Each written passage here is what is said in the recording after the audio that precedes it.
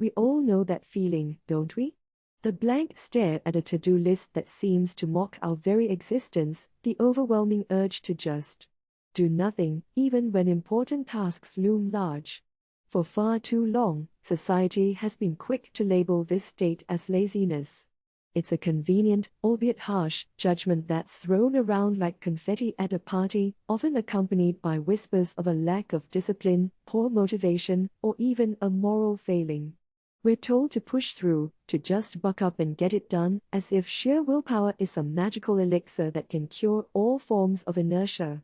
But what if this widespread understanding of what it means to be lazy is fundamentally flawed?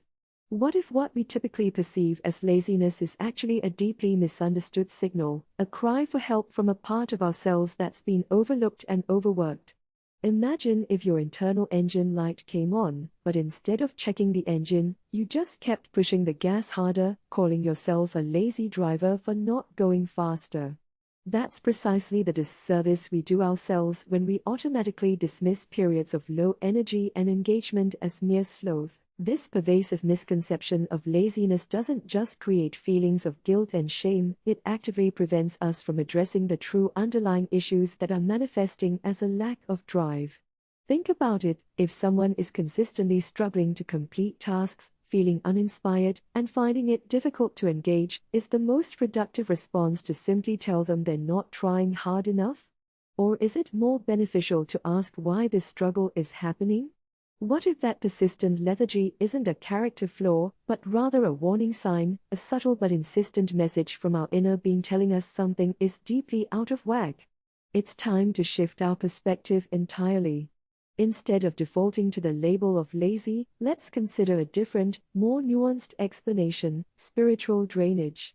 This isn't about some new age mumbo-jumbo, it's about recognizing that beyond the physical aches and mental fogs, there's a vital, often neglected dimension of our well-being that can become depleted, leaving us feeling hollowed out and utterly incapable of sustained effort. It's a state that mimics laziness, but the solutions for spiritual drainage are vastly different from merely trying harder. Now, let's peel back the layers and truly understand what we mean by spiritual drainage, because it's a concept often conflated with its more commonly understood cousins, physical and mental fatigue, but it's fundamentally different. Imagine your spirit as an inner wellspring, a source of your deepest joy, purpose, and connection to something larger than yourself. Spiritual drainage isn't about your muscles aching after a long run, or your brain feeling fuzzy after a demanding workday. Those are physical and mental states, respectively, and while they can certainly influence your spiritual well-being, spiritual draining is a distinct experience.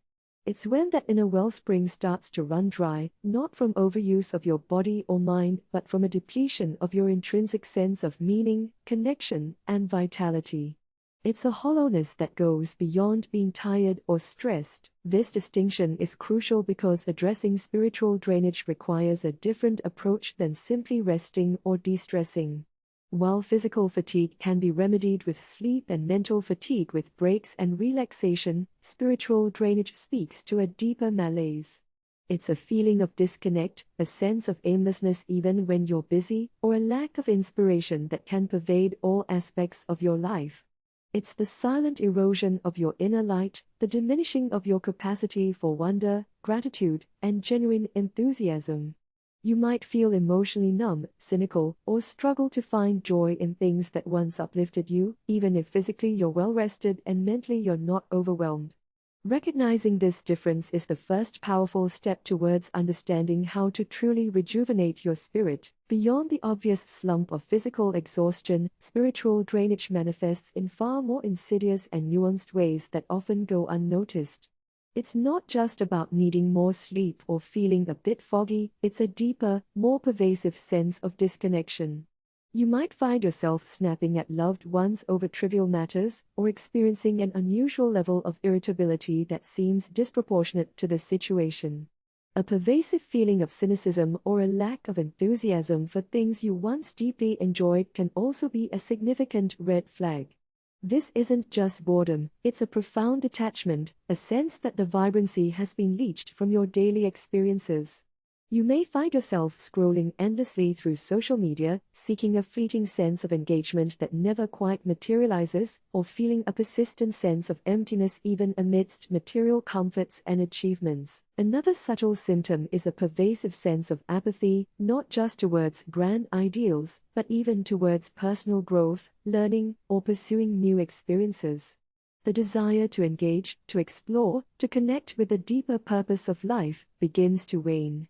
Decision-making might become arduous, not because the choices are complex, but because the inner wellspring of motivation and clarity has dried up.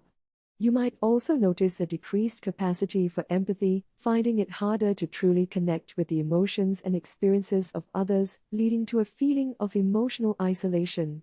A persistent feeling of restlessness, an underlying unease that no amount of external activity seems to quell, can also be a symptom.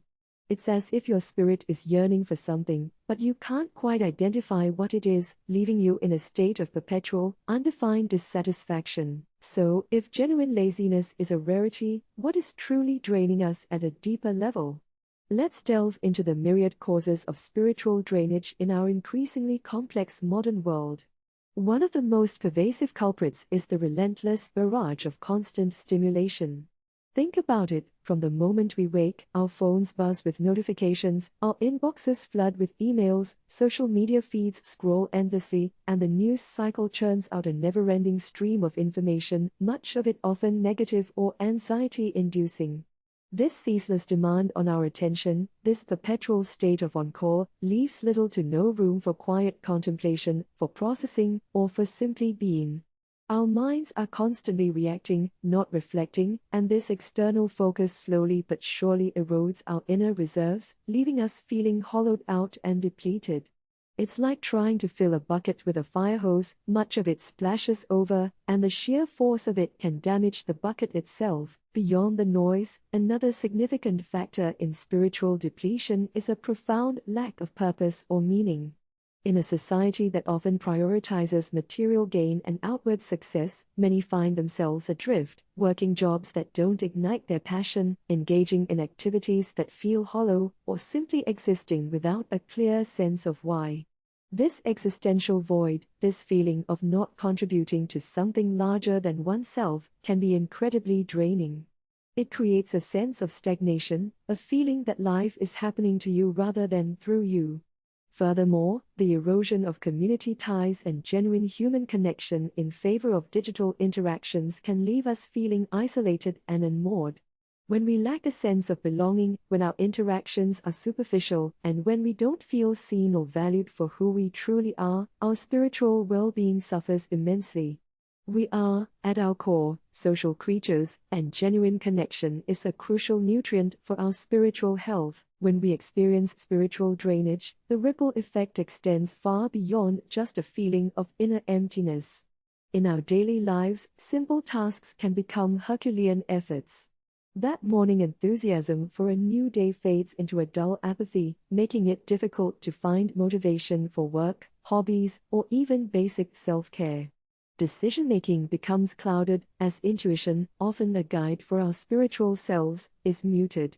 We might find ourselves procrastinating more, feeling overwhelmed by minor challenges, or struggling with a pervasive sense of discontent, as if something fundamental is missing, even when outwardly everything seems fine.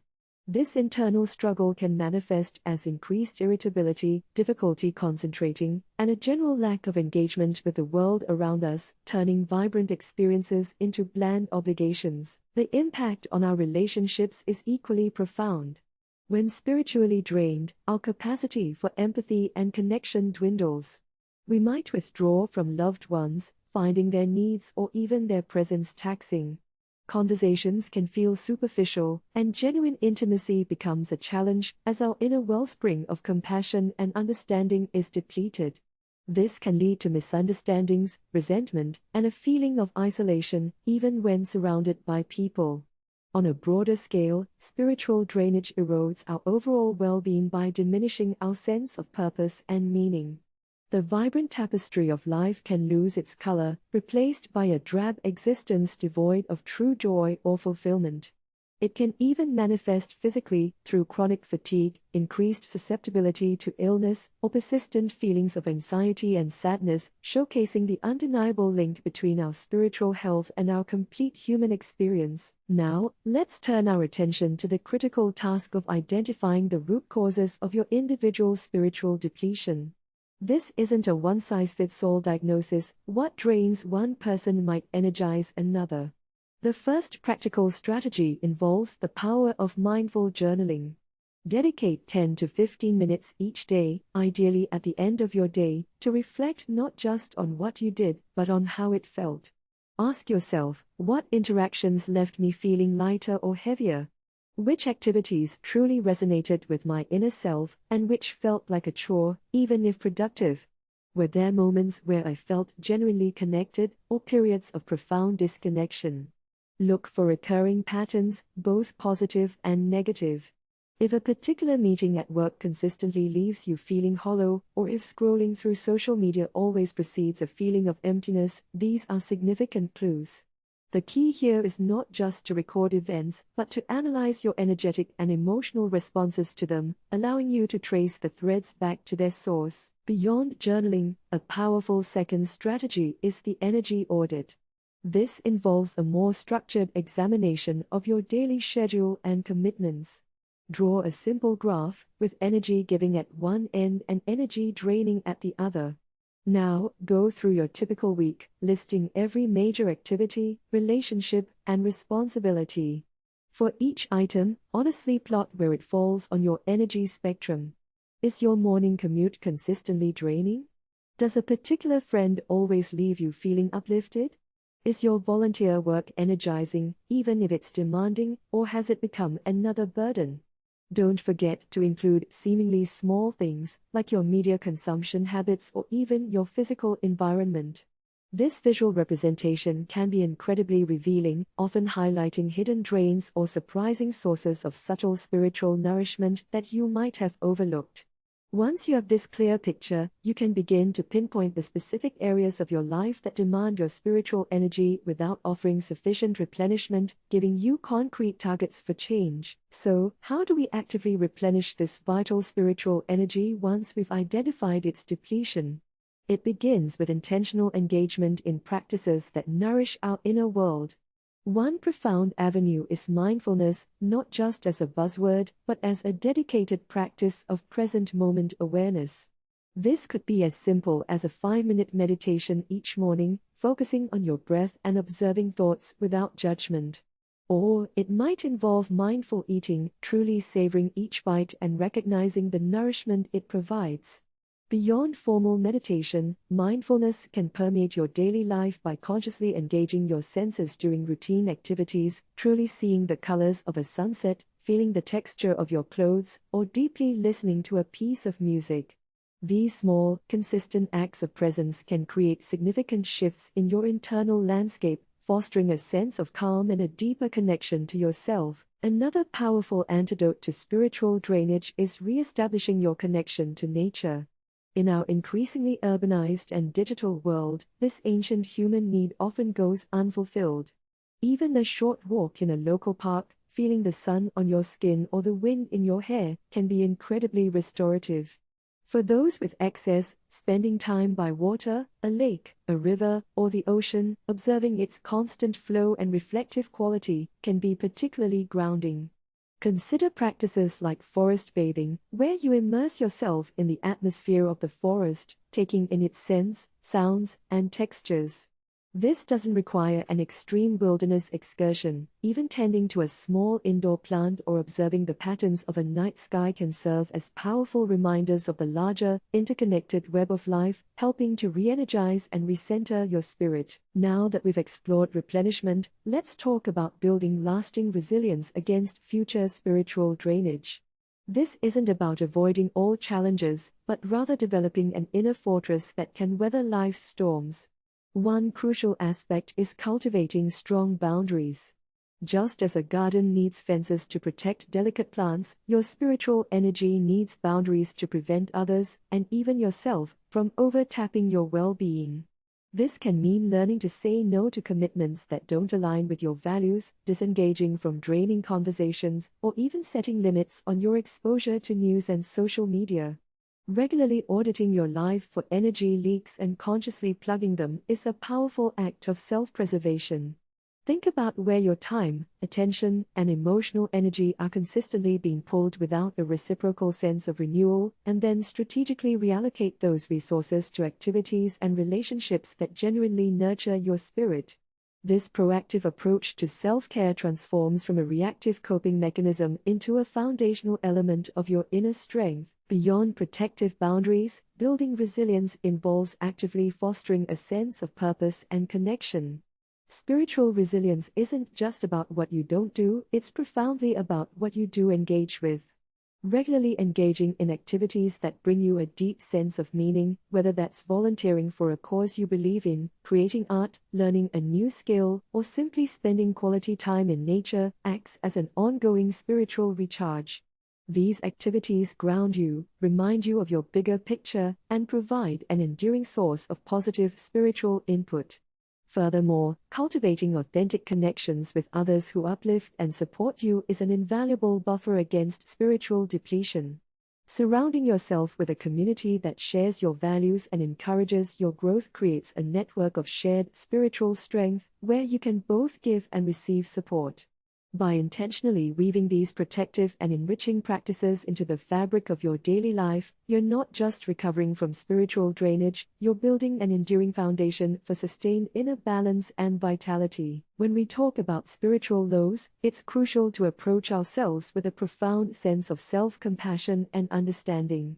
In a world that often celebrates relentless productivity and a constant state of being on, it's easy to internalize the narrative that any dip in our energy or zest for life is a personal failing. However, spiritual depletion is not a sign of weakness, nor is it a character flaw. It is, quite simply, a natural part of the human experience, much like the changing seasons or the ebb and flow of tides. Imagine a garden. Even the most vibrant plants need periods of dormancy to gather strength for future growth. Similarly, our spirits require moments of quiet, of withdrawal, to process, integrate, and regenerate. Judging ourselves harshly during these times only adds another layer of burden, making it harder to find our way back to a state of balance. Instead, cultivate an inner dialogue that is kind, patient, and accepting. Recognize that just as your body needs rest after exertion, your spirit needs respite after periods of spiritual striving or even just the daily grind of modern existence. This self-compassion extends to giving ourselves permission to simply be in these periods of spiritual low, rather than trying to force a swift recovery. It's about acknowledging the discomfort, the lethargy, or the sense of disconnection without immediately demanding a solution. This acceptance is itself a powerful act of healing. Think of it as a gentle embrace of your current state, rather than a defiant struggle against it. Understanding that spiritual highs and lows are cyclical empowers us to detach from the urgency to fix ourselves, and instead, to observe and learn. What message might this period of low be trying to convey? Is it a call for deeper introspection, a change in routine, or a reevaluation of priorities? By approaching these questions with tender curiosity rather than self-recrimination, we transform a potentially debilitating experience into an opportunity for profound self-discovery and growth. Remember, you are not defined by your moments of spiritual depletion, but by your capacity for resilience, understanding, and self-love that guides you through them. Remember, spiritual vitality isn't a fixed state, it's a dynamic journey. There will be seasons of abundance and times when the well feels dry. The key lies not in avoiding these dips, for they are often catalysts for growth, but in recognizing your inherent power to navigate them. You are not a passive recipient of spiritual depletion, you are an active participant in your energetic landscape. By embracing these practices, cultivating self-awareness, and fostering a deep sense of self-compassion, you are not just recovering, you are evolving. This isn't about simply feeling better, it's about building a stronger, more resilient spiritual foundation that can withstand the storms of life and allow you to bloom even in challenging environments. So, as we bring our conversation to a close, understand that the power to reclaim your spiritual vitality rests firmly within your grasp. It's a journey of continuous discovery, a commitment to honoring your inner self, and a testament to your own strength.